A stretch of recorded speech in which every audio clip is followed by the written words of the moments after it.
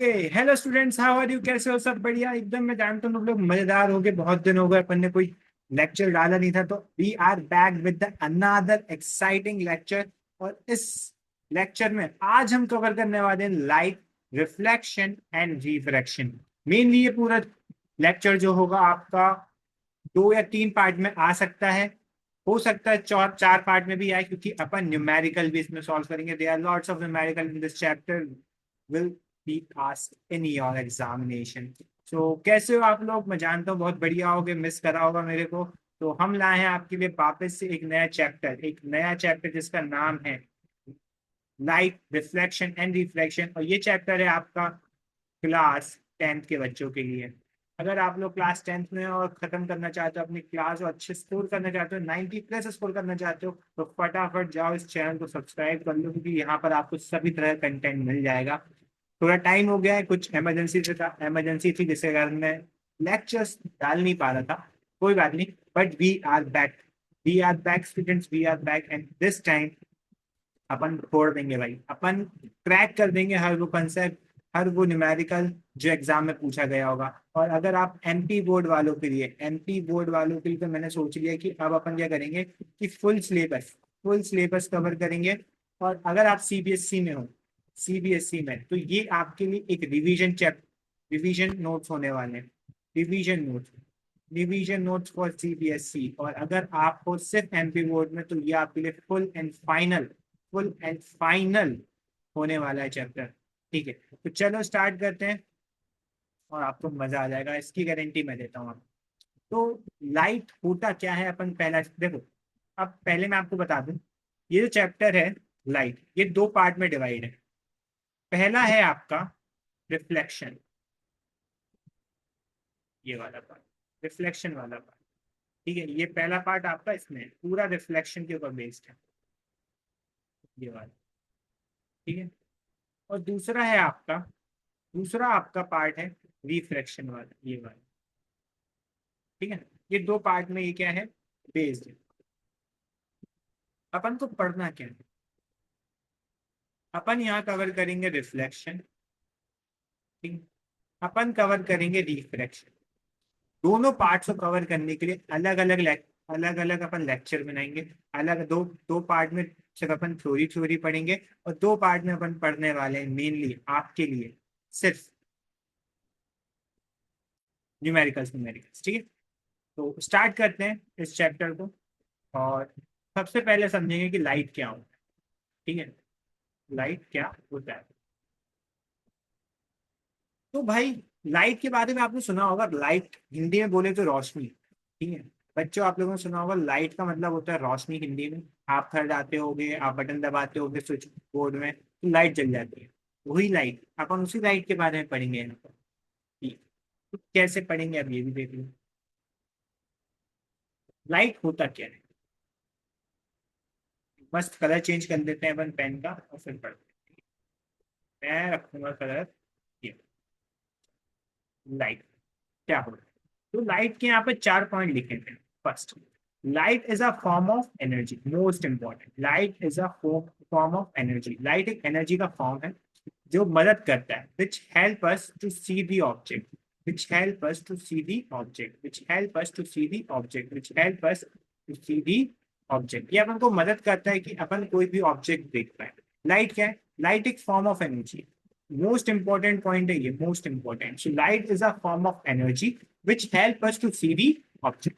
Second, when light falls on an object, it reflects the light. दूसरा point ये है, जब भी कोई लाइट किसी ऑब्जेक्ट में गिरती है, किसी भी ऑब्जेक्ट में गिरती है, वो रिफ्लेक्ट हो जाती है। क्या हो जाती है बेटा? रिफ्लेक्ट हो जाती है। और when the light reflected या when the reflected light reach our eyes, then we see the objects, then we see the object. अब ये तो बहुत थ्योरेटिकल कंसेप्ट था। 2 पॉइंट आपने जो पढ़े उसमें से सबसे मेन मैं आपको बता दूं तो यही है, light is a form of energy which help us to see the object. Objective question इसमें से आता है, एमपी बोर्ड वाले बच्चों सुनो। Second, when light falls on a object, जब भी कोई लाइट किसी ऑब्जेक्ट में गिरेगी, जब भी कोई लाइट किसी ऑब्जेक्ट में गिरेगी, वो रिफ्लेक्ट होगी। और जब वो रिफ्लेक्ट होगी तो वो कहाँ आएगी? अपनी आंखों के अंदर आएगी, अपने आंखों के अंदर आएगी, जिससे कि अपन उस ऑब्जेक्ट को देख पाएंगे, जिससे कि अपन उस ऑब्जेक्ट को देख पाएंगे। थर्ड पॉइंट, लाइट हमेशा कैसा ट्रेवल करती है? लाइट हमेशा स्ट्रेट ट्रेवल करती है, लाइट हमेशा स्ट्रेट ट्रेवल करती है, लाइट की जो रेज होती है वो हमेशा स्ट्रेट ट्रेवल करती है। कैसा? अच्छा ये स्ट्रेट है, हाँ बिल्कुल स्ट्रेट, ये सीधी जा रही है, ये देखो ऊपर, ऊपर की ओर सीधी जा रही है, ये ऊपर की ओर सीधी जा रही है। तो जब लाइट पूरे में डाइवर्ट जाती है, फैल जाती है, इसका मतलब उसकी लाइट रेज पूरे में ऐसे फैल जाती है, लेकिन वो स्ट्रेट जाती है, जिस और जा रही होती है उसी और जाती है। Clear? Fourth point, the common phenomena of light are formation of shadows, formation of images by the mirror and lenses, bending of light by medium, twinkling of stars, formation of rainbows। ये सारे आपको phenomena दिए, most important अपन सब पढ़ेंगे। Rainbow कैसे बन रहा है, फॉर्मेशन, ट्विंकलिंग ऑफ स्टार क्या है, bending of light through a medium, mirrors, lenses, shadows, formation of images, ये सारी चीजें अपन इस चैप्टर में पढ़ने वाले हैं। तो ये जितने भी एग्जाम्पल यहाँ पर लिखे हैं ना, ये पूरे जितने भी एग्जाम्पल यहाँ पर लिखे हैं ना, ये सब अपन इस चैप्टर में डिस्कस करने वाले हैं। तो बच्चों पहला क्वेश्चन आपका ये याद है कि what is light? What is light? What is light? Light क्या है? लाइट क्या है? अगर पूछ ले तो ये 4 पॉइंट लिख के आना, गारंटी दे रहा हूँ एमपी बोर्ड वालों, नंबर वो कहीं से नहीं काटेगा, नंबर वो कहीं से नहीं काटेगा। अगर 5 2 नंबर में भी आया ना, इतना लिखा है ना, तो 2 के 2 देगा। ठीक है, 2 के 2 देगा। बहुत बढ़िया, आगे बढ़। ठीक है, अब अपना पहला मेन टॉपिक जो आता है वो है आपका सबसे important, reflection of light. Reflection of light के बारे में आप पढ़ोगे कि लाइट कैसे रिफ्लेक्ट होती है। तो सुनो, रिफ्लेक्शन ऑफ लाइट की यहाँ पे एक डेफिनेशन दी है। When a light falls on a highly polish surface, when a light falls on a highly polish surface like a mirror, most of the light is sent back in the same medium and this process is called a reflection of light। क्या बोल दिया भैया, मेरे को समझ नहीं आया। समझो, मान लो आप, मान लो आपके पास एक स्मूथ सरफेस, क्या है, एक स्मूथ सरफेस, उसमें एक लाइट रे आई, ये लाइट रे आई, और वो लाइट रे चली गई, वो लाइट रे चली गई। तो जब लाइट रे आई, ये लाइट रे आई, और वो क्या हुई, बाउंस बैक हुई। क्या हुई बेटा? बाउंस बैक हुई। यही चीज बता रहा है। When a light falls on a highly polish surface, मान लो ये आपका क्या था, एक पॉलिश सरफेस था। क्या था? एक पॉलिश सरफेस था। इस पॉलिश सरफेस में जैसी लाइट रे फॉल हुई, गिरी, वो क्या हुई, सेंड बैक हो गई। वो क्या हो गई, वापस चली गई उसी मीडियम। मीडियम मतलब, मीडियम देखो आपके दो तरह के हो सकते हैं, 2 या 3 तरह के हो सकते हैं। एयर मीडियम हो सकता है, वाटर मीडियम हो सकता है, ग्लास मीडियम हो सकता है, कहाँ पर लाइट जा रही है। ठीक है, कितने मीडियम हो सकते हैं। समझ में आया? समझ में आया? चलो बहुत बढ़िया। अब इसकी एक डेफिनेशन मैं आपको खुद लिखवा देता हूँ यहाँ पर, बहुत ही अच्छी डेफिनेशन है।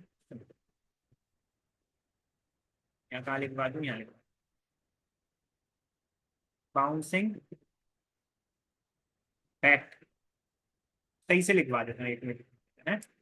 एमपी बोल बात, अगर ये वाली डेफिनेशन आपको याद हो जाती है तो बहुत बढ़िया। सेम डेफिनेशन है, when the light falls on a highly polish surface like a mirror, most of the light is sent back in a same medium and this process is called reflection of light. अगर आपको सामने वाले को और अच्छा Impress करना है तो ये वाली डेफिनेशन आप उसके सामने लिख दो। Watch the the bouncing back of a light, the bouncing back of a light in a, नहीं, the bouncing back of a light on striking a smooth a mirror, on striking a mirror uh, in a same medium, in a same medium. Uh, the bouncing back of a light on striking a mirror in a same medium is known is known as reflection of light, reflection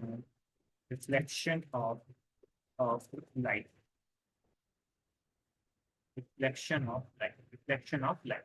ये वाली definition अगर आप देखते, the bouncing back of a light on striking a smooth surface, on striking a smooth surface, on striking a smooth surface, on striking a smooth surface. ये देखो क्या हो रहा है, ये वाली डेफिनेशन, ये वाली definition, the bouncing back of a light on striking a smooth surface, on striking a mirror in a same medium is known as reflection of light, reflection of light। समझ में आया? रिफ्लेक्शन ऑफ लाइट का मतलब क्या होता है, हिंदी में समझाऊं अच्छी तरीके से। तो कभी आप लोगों ने बॉल बॉल होती है टेनिस वाली बॉल, टेनिस वाली बॉल तो जब आप फेंकोगे, तो मान लो जब वो फेंक रहे हो मतलब वो एक लाइट जा रही है, ठीक है, और जैसी वो दीवार से टकराती तो आपके पास वापस आती है बॉल, आप कैच कर लेते हो। तो क्या होता है, आप कैच कर ले तो क्या होता है बताओ, वो क्या हुई, बाउंस बैक होके आई, क्या हुई, बाउंस बैक होके। या फिर आप क्रिकेट खेलने जाते हो, आप जब बॉल डालते हो, आपने बॉल डाला, पिच पे बॉल पड़ी, तो जब आपने हाथ से रिलीज करी, पिच पे पड़ी, वो एक लाइट रे गई मान, और जैसे ही वो पिच से पड़ के बैट्समैन तक गई तो बाउंस बैक हुई, वापस गई, गई नहीं गई, गई, तो वो क्या हुआ, आपका एक रिफ्लेक्टेड रे हो गई। दो तरह की रे होती है, कितने तरह की रे होती है, दो तरह की। इन सब के बारे में अपन डिस्कस करेंगे बहुत अच्छी तरीके से, ठीक है। चल इतना समझ में आ गया ना। चल अब अपन पढ़ेंगे the most important question of the most important question of most important question, most important, colour change करके बता देता हूँ भाई, ब्लैक कलर से लिख देता हूँ। Most important question, most important question, MIQ, MIQ पढ़ रहे हैं, MIQ। MIQ होता है मोस्ट इंपॉर्टेंट क्वेश्चन, बहुत बार बोलूंगा। Laws of reflection of light, MP board वाले, ये दो लॉ याद कर लो, क्वेश्चन छप के आता है, write two laws of reflection of light, write two laws of reflection of light, write two laws of reflection of light. चल पहला, द एंगल ऑफ इंसिडेंस, पहला, the angle of incidence is equal to the angle of reflection, the angle of incidence, the angle of incidence, the angle of incidence is equal to the angle of reflection। क्या बोल दिया भैया, ये समझ नहीं आ रहा, कोई बात नहीं, हाँ तुमको समझा, हाँ तुमको समझा, 1 मिनट दो, मैं तुमको समझा। स्क्रीन जरा आपको सही करनी, और स्क्रीन,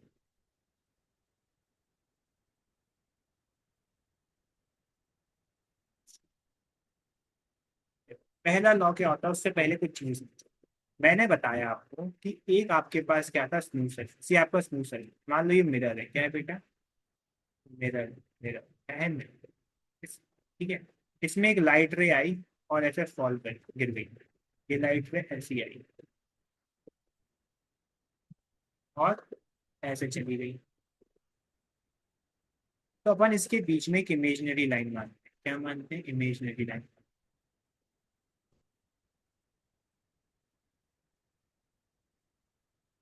इसके बीच में हम क्या मानते हैं, इमेजिनरी लाइन। अच्छा ये क्या होता है, इंसिडेंट रे, ये क्या होता है, रिफ्लेक्टेड रे, ये क्या होता है, एंगल फाई, ये क्या होता है, एंगल, सब समझाओ। इसको क्या कहते हैं, नॉर्मल। अब सुनो, जो लाइट आती है उसको हम कहते हैं इंसिडेंट रे, क्या कहते हैं बेटा, इंसिडेंट रे, इसको हम क्या कहते हैं, इंसिडेंट रे। जो लाइट आई, ये जो लाइट दिख रही तुमको, ये वाली लाइट दिख रही जो आई, गिरी गिरी, ये, और जब ये बाउंस बैक हो गई इधर, ये बाउंस बैक हुई, ये वाली लाइट, ये बाउंस बैक हुई, बाउंस बैक, ये वाली लाइट आई थी, ये आई, ये आई, ये आई, ये आई, ये आई, ये आई, ये आई, ये आई, ये आई, ये आई, और ये बाउंस बैक हुई। तो जब ये बाउंस बैक हुई उसको हम कहते हैं रिफ्लेक्टेड रे, क्या कहते हैं बेटा, रिफ्लेक्टेड रे। इसके बीच में एक इमेजनरी लाइन अपन मानते हैं, उसको हम कहते हैं नॉर्मल, ये होती है इमेजनरी लाइन, ठीक है। ये क्या होती है, इमेजनरी, ये क्या होती है, इमेजनरी लाइन, ठीक है। अब ये इमेजनरी लाइन क्या करती है, इस रिफ्लेक्टेड रे और इंसिडेंट रे और रिफ्लेक्टेड रे के बीच में जो एंगल बन रहा था उसको दो इक्वल एंगल में डिवाइड करती है। इसका मतलब ये वाला एंगल इस एंगल के बराबर होता है, मतलब एंगल आई एंगल आर के बराबर होता है, angle of I, angle of I का मतलब होता है, एंगल ऑफ आई का मतलब होता है,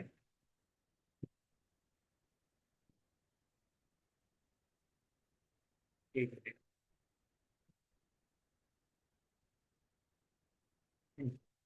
एंगल ऑफ आई का मतलब होता है angle of incidence, angle of incidence, और एंगल आर का मतलब होता है angle of reflection, angle of reflection. समझ में आया। एंगल आई का मतलब क्या होता है, angle of incidence, angle R का मतलब क्या होता है, angle of reflection. Angle I का मतलब क्या होता है, angle of incidence, angle R का मतलब क्या होता है, angle of reflection, clear. Okay, incident ray, reflected ray, normal ray. Incident ray क्या होती है, जो लाइट आई, रिफ्लेक्टेड रे क्या होती है, जो लाइट गई, नॉर्मल रे क्या होती है, कि इमेजिनरी लाइट। अच्छा ये क्या है आपका, ये आपका मिरर है। अच्छा अब तुम्हें एक पॉइंट दिख रहा होगा जहां पर इंसिडेंट रे भी है, जहां पर रिफ्लेक्टेड रे भी है, जहां पर नॉर्मल रे भी है, ये वाला पॉइंट, इस पॉइंट को हम कहते हैं पॉइंट ऑफ इंसिडेंस। क्या कहते हैं बेटा, पॉइंट ऑफ इंसिडेंस, क्या कहते हैं, पॉइंट ऑफ इंसिडेंस, क्या कहते हैं, पॉइंट ऑफ इंसिडेंस, क्या कहते हैं, point of incidence. Clear, clear है या कोई डाउट? क्लियर है। इस पॉइंट को हम क्या कहते हैं, पॉइंट ऑफ इंसिडेंस। इतना समझ में आया ना? अब देखो, यही डायग्राम यहाँ बना है। ये आपका एक प्लेन मिरर है। इस प्लेन मिरर में ये इंसिडेंट रे आई, ये रिफ्लेक्टेड रे गई, ये बना आपका एंगल आई। ये क्या बना आपका, एंगल आई। तो ये क्या बना आपका, एंगल आई। ये दोनों एंगल क्या होते हैं, बराबर। तो पहला लॉ यही है, द एंगल ऑफ इंसिडेंस, ये एंगल ऑफ इंसिडेंस है, is equal to the angle of reflection, is equal to the angle of reflection. Clear है, क्लियर है, क्लियर है। मतलब ये वाला एंगल जितना भी है, ये वाला एंगल जो है इस एंगल के बराबर होता है, इस एंगल के बराबर होता है। समझ में आया, समझ में आया। अच्छा, दूसरा पॉइंट अब देखो, द इंसिडेंट रे, इंसिडेंट रे कौन सी है, ये वाली, लेफ्ट वाली।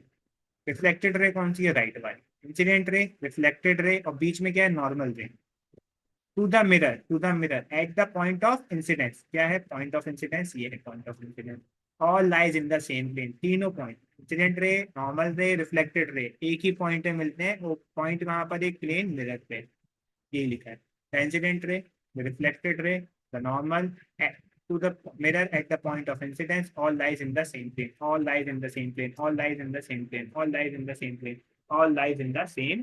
समझ में आया? ये आपके दो लॉ। अच्छा, रिफ्लेक्शन ऑफ लाइट क्या होता है, the bouncing back of a light on striking a mirror in a same medium is known as reflection of light. ठीक है, या फिर आप ये वाली डेफिनेशन याद कर लो, when light falls on a highly polished surface like a mirror, most of the light is sent back into the same medium and this process is called reflection of light. दो तरह के law आते हैं। The first law is the angle of incidence is always equal to the angle of reflection. The second law क्या कहता है, the incident ray, reflected ray, and the normal to the mirror at the point of incidence all lies in the same plane. अब सुनो मेरी बात, question तुम्हारा simple सा पूछा जाता है। व्हाट क्वेश्चन तुम्हारा सिंपल सा आता है, write two laws of reflection. अब जरूरी नहीं है कि इसमें डायग्राम भी पूछ ले, और जरूरी है कि डायग्राम पूछ ले, दोनों चीजें पूछ भी सकता, नहीं पूछ सकता। लेकिन आप क्या करोगे, आप जब अभी 2 नंबर में पूछा जाता है मेनली क्वेश्चन, तो आप क्या करोगे, आप दोनों लॉ लिखोगे ऐसे एज इट इज, ये वाला लाइन लिखोगे और फिर ये वाली लाइन लिखोगे, और नीचे आप ये डायग्राम बनाओगे 100%, 100% एज इट इज। आपको ऐसा डायग्राम बनाना, वो पूछेगा तो बनाना ही है, नहीं पूछेगा तो भी आपको ये वाला डायग्राम बनाना है। एमपी बोर्ड वाले कान खोल के सुन लो।